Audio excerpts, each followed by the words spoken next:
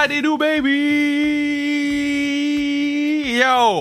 DJ Khaled said all he does is win. All we do is change a game here on Sans Restriction. Because last week, we received, for the English Fridays, we received Rhea Ripley. Rhea Ripley, WWE champion in the women's division, one of the baddest women on the planet. I guess we're one of the first to ever done an interview with her in Canada. The clips went viral. She did post us in her story because of the things with the dogs. What a time to be alive. After last week, I was like, man, we can't do better. We can't. Because, we reached our ceiling. Rhea Ripley is so great.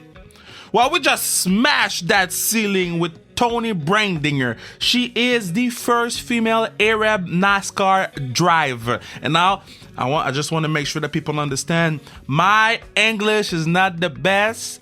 I'm trying. And you're asking yourself, why is he doing interviews in English? Because I don't care. We're doing our best. And by having interviews in English, first of all, I can practice a little bit more. But second of all, it allows us to get more interviews with people from outside of the box. And Toni is from outside of that box. First, like I said, Arab female NASCAR driver. She is so sweet. So sweet. She is smart. She's funny. What a talk we had. And we are the first in Canada to have her on any media outlet. I repeat, we are the first in Canada to have her on any media outlet. We are bumping, baby. So let's go listen to Toni. But before, I just want to make sure you know that you can buy our gear at zonekr.ca, our Sans Restriction gear. Make sure to buy it so you can make sure that this pod lives on forever. Now let's go to Toni's interview, baby.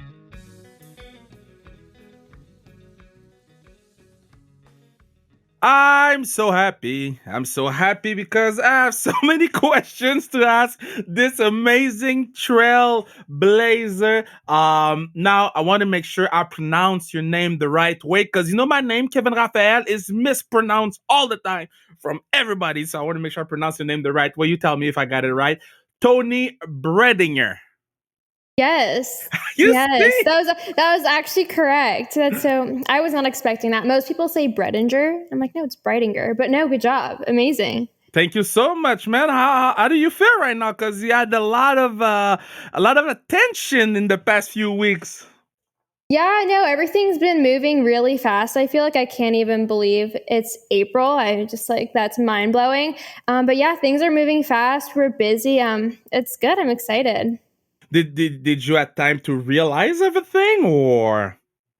Honestly, for the most part, everything happened so fast. I don't really have time to think about things.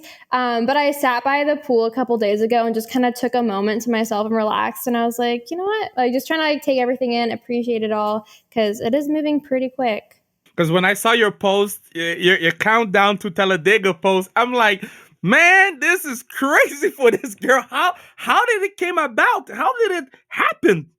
Yeah, so this has been a 12-year journey for me. I started racing at a really young age, and I knew this is what I wanted to do.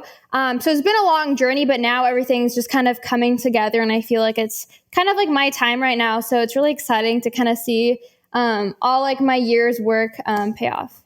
Okay, so me, I'm a huge F1 fan, okay? Okay. And when I'm Lewis is good, but I like Ricardo and do you watch F1? Are you a big F1 fan? I do like F1. I don't always get to watch it just because some of my races conflict with it. Yeah. But I do watch, and I'm a Lewis Hamilton fan. He's my favorite. Of course. Okay, so big F1 fan, but last year, with everything happening with Bubba, I said, I gotta support the league. The league took a stand, so I gotta watch more races. And we had Corey Lajoie on the pod who's doing the races, and now I have you on the pod, and I'm learning about the sport, and I want to get to know the sport more. To somebody who's new to this whole NASCAR thing? Because in the US it's pretty huge, and in Canada we don't get to watch it that much. Why should they follow you? I feel like, I feel like NASCAR is kind of it's a difficult sport to really get into unless you're rooting for a driver. I feel like for me, I'm not like the stereotypical driver. I feel like with NASCAR, there's a pretty big stereotype of it being like a white male dominated sport. Yeah. But there is more diversity coming in, and I feel like I'm one of them, and it's just kind of nice to it changes up the sport a little bit, adds a little bit something different, and gives somebody to root for somebody different. It's not just kind of copy and paste in a way. So yeah, I'm different in this sport, and I feel like and I feel like the sport's becoming more progressive. So I feel like that gives people more of a reason to go ahead and start watching. I run for you. Thank you. You my car. I'm gonna be watching your car, and I'm gonna be rooting for you all the way from Montreal. Now, being the first, it's not always easy. Being the first comes with pressure, and you're the first female Arab player. Driver. Let's call it driver. We do much hockey here usually, so all good. Yeah. So you're the first female Arab driver. How do you cope with that pressure? Because it's not easy. Yeah, honestly, I didn't even know I was the first until pretty much Daytona, and somebody just kind of brought it up to me, and I was just really caught off guard by it, just because, NASCAR has been around for a while, and I was like, it's cool to be the first, but I was a little bit disappointed that nobody came up before me. So in a way, I was excited but disappointed, but it definitely gives me motivation to kind of pave the way for others. So it does come with a little bit of pressure, but I've received so much amazing support, and it inspires me more when I see people are watching. I don't feel like I'm pretty good with being under pressure. Okay, but do you have a routine before every race? Because you've been racing for 12 years. Do you have a little routine before every time, or do you listen to some Adele? I don't really do a certain thing before every race, just because every race day, the schedule is a little bit different. You're at different tracks. So the atmosphere is always a little bit different. For me, when I'm getting in the race car, I put on my belts the same way. And I kind of have a routine once I'm in the race car to get all geared up and everything. But leading up, I just make sure to hydrate a bunch because those cars get so hot. And just eat a little bit and just kind of keep my nerves down. For Daytona, I was so nervous just because that was the biggest race that I've ever done. So that one was just very important for me to kind of keep my nerves as low as possible. But what's the reaction from the other drivers? They see you at Daytona and they're like, yo, first of all, she's born in 99. She's born after Fresh Prince of Bel-Air. and she's probably going to kick our asses. So what's the reaction from them? Honestly, I have a couple friends that are drivers, but I don't really when I'm at the racetrack, I just kind of stick with my own team. My dad always told me growing up, you're not at the racetrack to make friends. So I don't really I'd be friendly if somebody came up to me. But if somebody didn't I was there, I don't really care. It's hey, I'm here. Okay. I see you. Yeah. And how can you cope with, because you have 148 followers on Instagram. You got a lot of them people following you. How can you cope with being so famous on Instagram, but still concentrating on the races?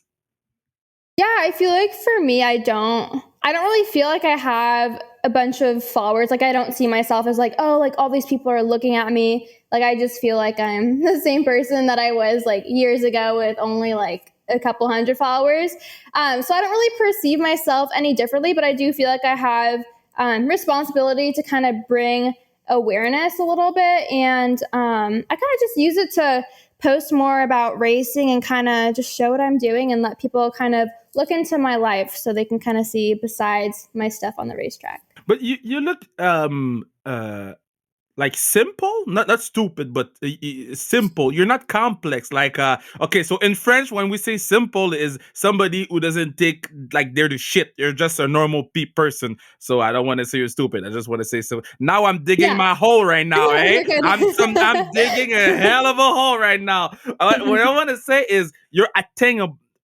We can be friends, okay? That's what I want to Yes. say. And I think for sports like NASCAR and for a black guy like me, I think it's something important because I feel like I'm invested personally in your story, right?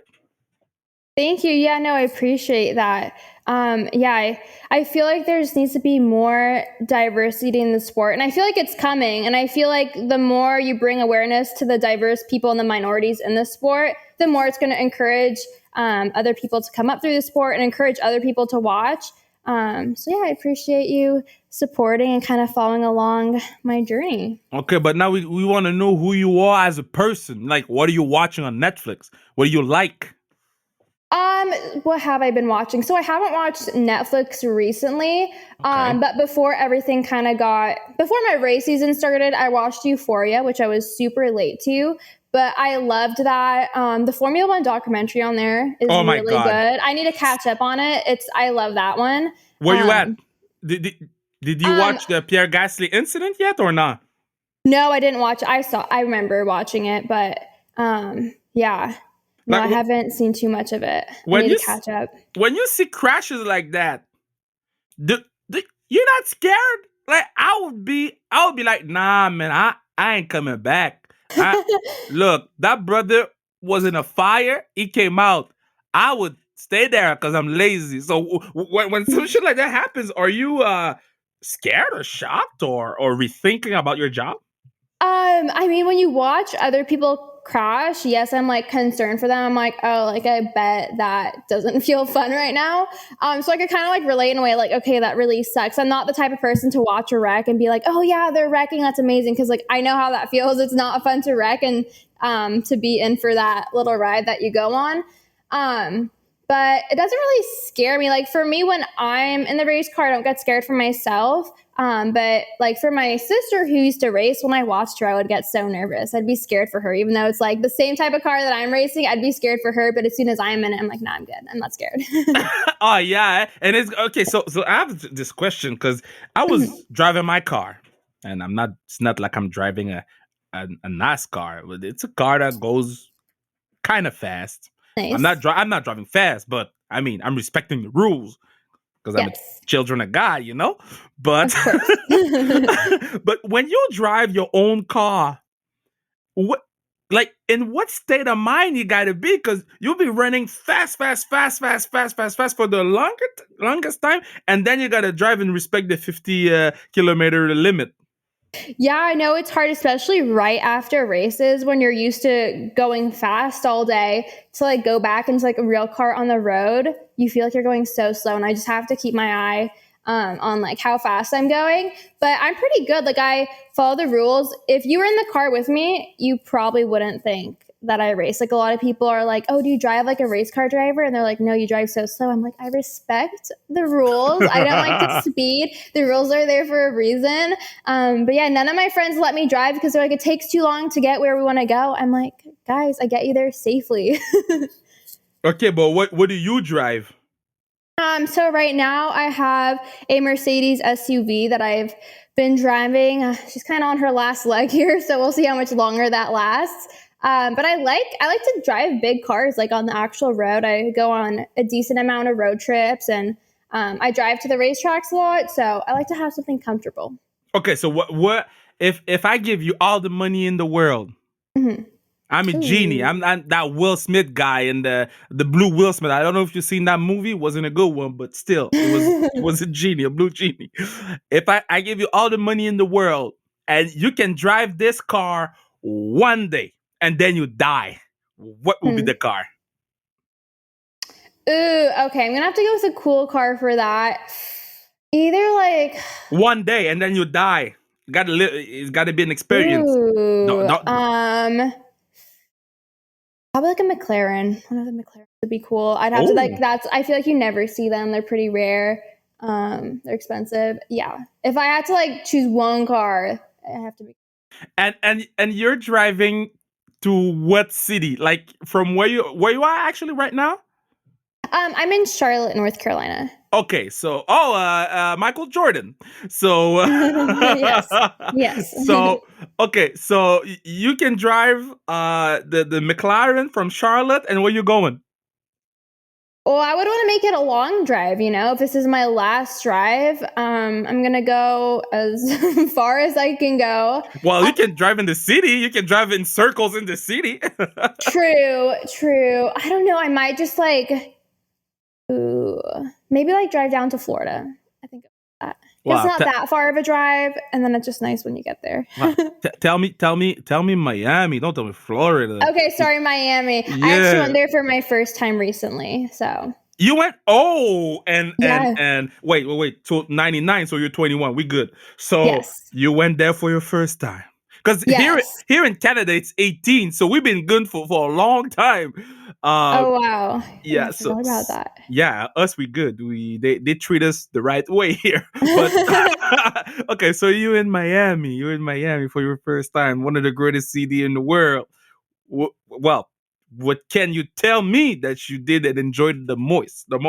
Oh my gosh, so I was literally there for a day and it No was way. work, yeah, and it was work related. So I didn't really get the experience, but I laid out at the pool and that was good enough for me. And I was like, I like it here. I need to come back and get the full experience because I was just there for a day. So you didn't go to no club, you didn't go to the live, you didn't go nowhere? No, no, I know, I Dang. Okay, know. so it's okay. It's okay. I'll let you know my spots because I was to the Perfect. Super Bowl last year with my buddy Andy Pressoir was working with me, and we I mean we did some research on the Miami area. Yes, no, I need to make it back down there and get some recommendations. I need to get the full experience in. Usually okay, so I it's not like I disrespect the NASCAR. It's just I compare to what I know, and what I know the most is F1. So I Mhm. just try to make links, and then you're here to not only make us fall in love with who you are, not only make us realize the amazing achievement that you're doing right now, but also we're learning about your sport by you talking to me. So one day in the car, it's going fast. And then y'all be talking to the technicians like nothing is happening. How in the hell can you talk and drive that fast? Honestly, it took me like the first time I had to do it's hard because you have to be like so focused on what you're doing, but then also think about talking to somebody. And you're not just like having like, you know, small talk. It's like a full on conversation, and you have to think about what the car is doing, what you want from the car. They're telling you things. So you have so much going on inside the race car. So it did take me a little bit, but you know, on these bigger tracks like Daytona, Talladega, it's easy to talk because you're going straight for a little bit. Yeah. When you get on the smaller tracks, that's when it's really hard. If it's a bumpy and smaller track, because you're like moving your hands to like hit the little button to talk, and you don't have much time before you have to turn again. So like these bigger tracks, it's so much easier to talk on the radio. Okay, I'm learning. So here in Canada, our sport is hockey. Have you watched hockey? Yes. I've seen like maybe a couple hockey games when I was really, really young. I was learning to ice skate, and then you just had like little hockey games there. And I was like, oh, this is cool. But I haven't watched like a legit hockey game. Okay, so when that COVID thing stops, because I know you guys in USA are vaccinating like crazy. That should go in Yeah. fast. I mean, we're vaccinating 55-year-old people right now. We're far, okay. But Oh when that gosh. thing, yeah, I know. When that thing is done and we open the borders, we'll make sure that you watch a hockey game in Montreal. The best place to watch a hockey game. It's here. It's home. It's Montreal. We'll take you there now. Yes. Yeah. Now, first of all, except NASCAR, what do you watch? Like football, soccer? What does a nice car driver loves? So like right before COVID started, I started watching basketball. And I was Oh, like, yeah, because like football, I've seen a game before. I just didn't get it. Like I just didn't understand what was happening. Baseball, I was like, oh, it's okay. But no, I actually really like basketball. And I got into it right when COVID started. And I went to a few games and I was like, wait, this is fun. I like this. So, And yeah, who's your guy or who's your team? I was rooting for the Hornets, the Charlotte Hornets, just because I was here. But I'm from San Francisco, so I love the Warriors too. I'm just kind of like biased to where I'm from. Okay. So I'll go back to hockey. Hockey, yes.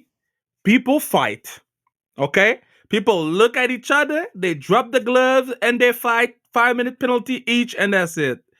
So I was watching the NASCAR, and the dude was getting interviewed, and then they start fighting.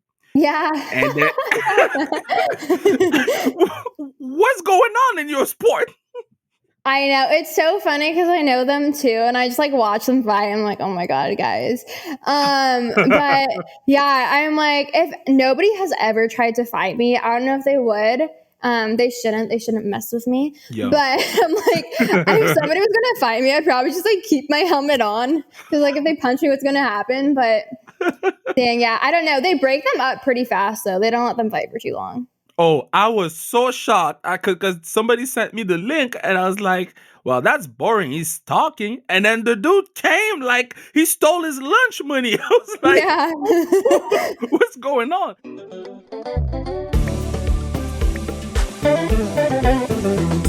Yeah. You know what time it is. You can make sure that this pod lives on forever, forever.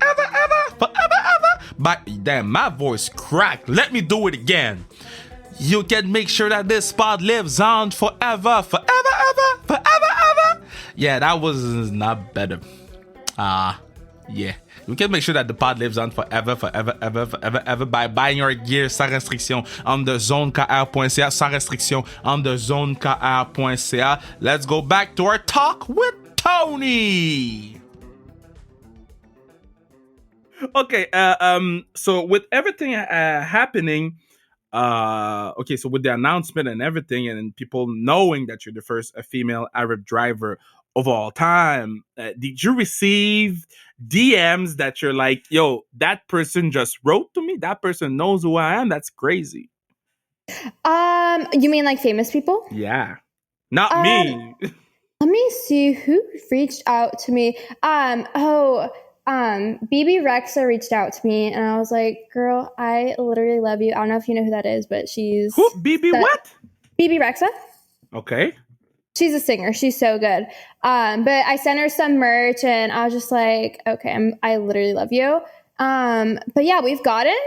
I know like some other people have reached out. I'm the type of person that just sees everybody as kind of like an equal. I don't typically fangirl over people. I know her. But yeah, like so many amazing people have reached out and I appreciate it. Like I wasn't expecting any of this. I thought nobody was going to care that I was like doing this. So the response that we've gotten has been really, really amazing. So do you feel that there is a Toni before and a new Toni? Do you feel like it's a second leg, a new version of yourself right now with all the attention, all the eyes? Because, I mean, people listening to this right now, most of them, they don't watch NASCAR, but if they get to see NASCAR on TV, they're going to look for you. Yeah, I feel like I'm a different person to who I was last year. Like I'm like Toni last year, I don't know her, but that was before like Daytona really happened. I feel like I adapted such more of a positive mindset this year. And I've been just really focusing on myself and being confident and happy with myself. I write in my journal every morning and all this stuff. And I kind of feel like that's why like all of like this good stuff is happening now. You just have to remove like any toxic people from your life, any bad vibes, like good vibes only. And I feel like everything just kind of came together. So yes, I feel like I'm different, but not because of everything that's going on. Just kind of everything's going on because I'm different and I'm being more positive. And okay, so you're doing a race. Yes. And you're not first. Mm-hmm. And I know you're trying to get first. Yes. But you're far from first. Mm-hmm. Mentally, how can you deal with that? Because your goal is to be first. Or you tell me my goal is to finish the race. Mm-hmm. Yeah, honestly, it's hard. Racing is a very humbling sport because there's only one winner, and the odds of you winning are slim because you're going up against 40 other drivers. So it's hard. There's a lot of competition. Everybody's trying their hardest. Sometimes, sometimes it's not even yourself. Sometimes your car might not be set up to where you could have won. So there's so many different things that come into play. You just have to like know that like if you have like a bad race, there's always going to be the next one. And just kind of like keep your head up and not get down to yourself. I used to do that a lot, and I used to think about races for like weeks after them, just being like, okay, well, I did this wrong here and this wrong here. But you just have to like move on, learn from it, and be better for the next one. Do you what do you eat before your races? Because I know hockey players, they eat pastas. I mean, those boys acting like pastas is the biggest thing God created, you know? What do you eat before a race? So, I used to eat a sandwich, but I found out that I'm like gluten intolerant. I Oh, have like a slight. So then I was like, okay, I probably shouldn't be having that. So now, so now I have like a chicken salad type of thing. Make sure I get some protein, no gluten. what But you what happened? You didn't know, and then no, I literally like just didn't like I used to eat bread, so much bread every day, and like my stomach would hurt, and I just like assumed that was just like how my life is gonna be. Like my stomach just hurts after I eat. They're like, no, you just like can't have gluten. And I was like, oh, makes oh my sense. god, that's so funny. Can you Yeah. imagine so all the races? Can you imagine all the races that you drove and your tummy hurt bad? You could avoid that. Right? I literally that was like religiously I would get like Subway, like a foot long Subway and eat it before I was like that's the worst thing I could Oh my god, this is so great. Okay, so you're getting that chicken salad thing, and have. going back to the music, because for me, when I drive, I'm listening to podcasts like this one, but I'm also listening to music. What do you have running in your iPod or in your head while you're driving? Driving, I would say, I'm kind of basic with music. Honestly, I'll listen to like the top hits type of thing. If I'm on a road trip, I'll go through every single genre though. Like I'm good with anything, but like my go-to is just kind of like the pop for the most part.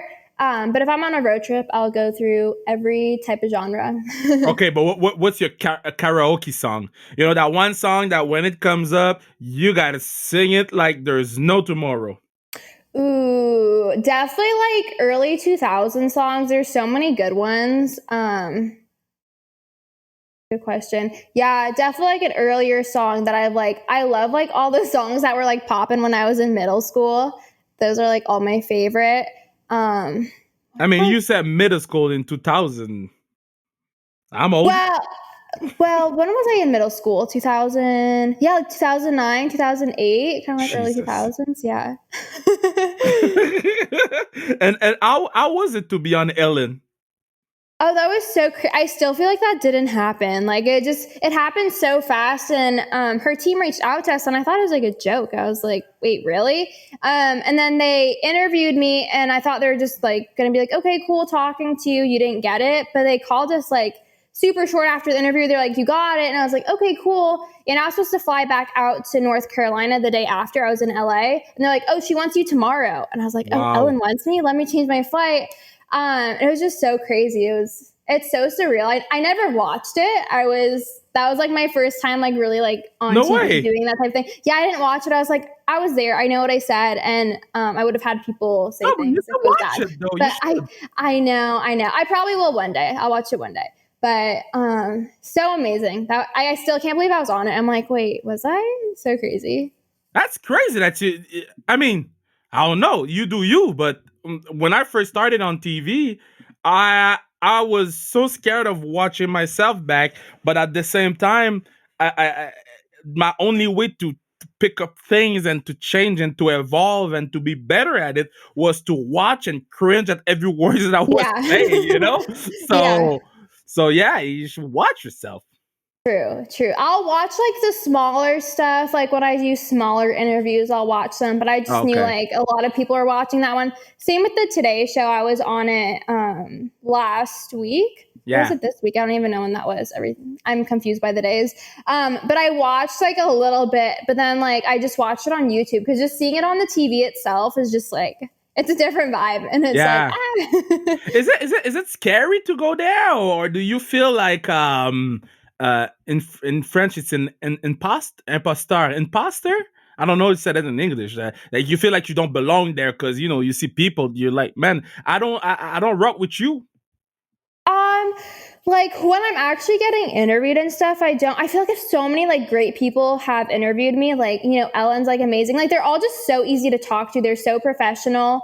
So I haven't felt like out of place. Everybody's been so amazing and super welcoming. But when I hear like other people talking about me, like hyping me up and stuff, I'm like, you don't have to hype me up that much. Like I feel kind of like, but I appreciate it, but it's just like a little like, Oh my God, I feel you. Okay, so we're almost done because you got things to do. But I want to make sure we plug your store because how many t-shirts you need to have on one store? Toni Breidinger on .com. I'm actually cashing out my t-shirt right now because I'm gonna be rocking you. And I want people to ask me, man, Kev, what are you wearing? And I'm going to be, not only she is the first female Arab driver of all time, that's one thing, but she also is an amazing person. Thank you. I appreciate that. And when she went to Miami, she didn't go to the club. So, Yeah, right? They're going to be like, I don't know about her. Last question before I let you go. So, we're having a race, okay? We're having a go-kart race, okay? And you can choose 3 other drivers, alive, dead, NASCAR, F1, actors. It's your Mario Kart race. You're driving that. Who you're picking? Okay, 3 people? Yeah. Okay, I'm going to have a solid lineup here. We're going to have Lewis Hamilton, Jimmy Johnson, and Dale Sr. Oh wow! That is a strong lineup. Are you letting them pass or you fight them? Oh, I'm gonna win. They can battle it out behind me. I'm kidding. I don't want people to get mad at me for that. Oh, of course not. We would all race. Hey, we finished the checkered 4 wide. There we go. That's great. But you said Lewis because I was talking to somebody else about the season 3 of the F1 doc, and they be like, "Yeah, man, I don't like Lewis's attitude, What? He's my favorite person. No, because he's a winner. He's a winner, and that boy pretty. That boy pretty. Whew, my God. But but his attitude and the little things that he does sometimes. People are like, I don't know about that. What can you answer to that? I feel like everybody wants to hate on a winner. Like when you're like they get you to the top, but when you're at the top, they want to drag you back down. And I'm like, he's just achieved a lot. Yes, he has a great car, a great team, everything like that. But whatever he's eating for breakfast, I want to eat that because I would love to even just have like half of like the success and achievements he has. Like to even just have half of that is amazing. I would like if I could sit down and talk to him, I would be like ask him so many questions and be like, how do you do that? But whatever he eats in the morning, no bread for you. Yeah, right. It's gluten-free, a gluten-free version. Oh man, hey, I'm so happy we had to spoke, and let's do this a year from now and see the new version of Toni, the 22-year-old version of Toni. You are amazing. You're smart. You are people will latch onto you, grab onto you because you are that special, and I'm looking forward to sit down and willingly, not because just I caught it on TV, but willingly sit down and watch a race because you're driving in it. Yes, thank you. Yeah, what a time, man. You get Rhea Ripley last week. Crazy interview with Rhea Ripley from the WWE, and now this week, Toni Breidinger. Wow, what a time to be alive. This is so great. I feel so blessed. This is the work that Bruno and we've been putting that work for a year now. Every day, we want to make sure that we give you the best interviews, the best highlights in our Instagram story, the best everything. We're putting on the work. And we're going to keep on putting on this work because we got more coming. Trust me, we got more coming. Don't sleep on us. And when I say us, it's all of us listening right now. The part of the people, they can't sleep on us no more. Because what we do is game changing. And I'm saying that and I'm being humbled about it. As a lot of people talk shit, but we do the work. We don't need to answer nothing. We just do the work. Keep your head down. Do the work. Just like Toni does. She hears the noise. Of course she hears the noise. We hear the noise. But we do the work. That should be a shirt. We do the work. Do the work. Don't let anybody bring you down. Because they say you can't do shit. Just do the work. Believe in yourself. That's like I believe in you. Just like y'all believe in me personally, but us as a team, as a group. Because if you're there if you're still here after 1 year, that's because you know this shit gonna be bigger. Yeah. I need to eat a bagel right now. I have a new tattoo. That shit hurts, man. It's an arrow. That tattoo hurts like a motherfucker.